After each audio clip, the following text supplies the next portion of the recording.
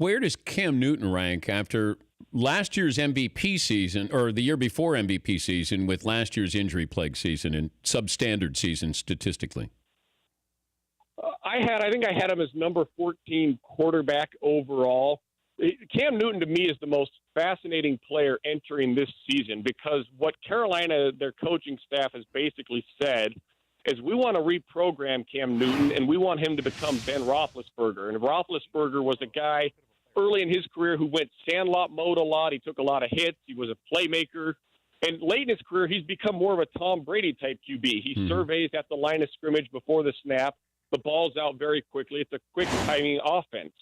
They want Newton to make the same transition. They want him to run less as well. If they go through with that, and it looks like they will, they've drafted players accordingly, that is an unbelievably different type of quarterbacking approach. That's a huge overhaul for a guy who was an MVP just 2 years ago. So do we evaluate Cam Newton from 2015? Yeah. We have to factor in the ups and downs of 2016. He's always been a mechanically inconsistent passer, which I think is why he'll struggle in a quick strike scheme. And then, or do we look at him as Cam Newton 2017? He'll be a quarterback who's being asked to do stuff he's never been asked to do. He's going to be getting the ball out a lot quicker. They have been a deep drop-back passing team for his entire career, and he's gotten better pretty much every year to a certain degree within that scheme. So I don't know what Cam Newton is right now because supposedly they're going to ask him to be something that he has not been yet. Man, and there's so much riding on this that you're changing your offense. You drafted running backs who can be wide receivers out of the backfield. You're not going from the home run. And these design runs that they have run Carolina, that, are they going to – you're taking away one of your one of his weapons to try to preserve him, but are you doing a disservice to, how he's going to be able to play? Now he's going to be thinking – bring it down and run. No. Brady wouldn't do that. Ben wouldn't do that. That's going to play games with Cam Newton's mind this year.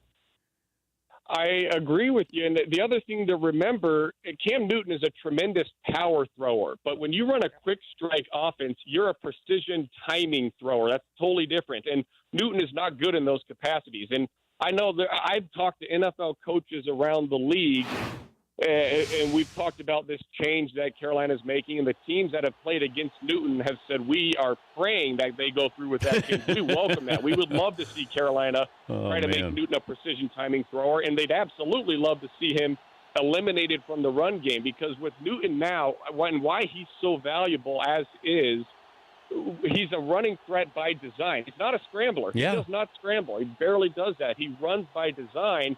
And that totally changes the math of the run game. That now it changes the body count for the defense in the box.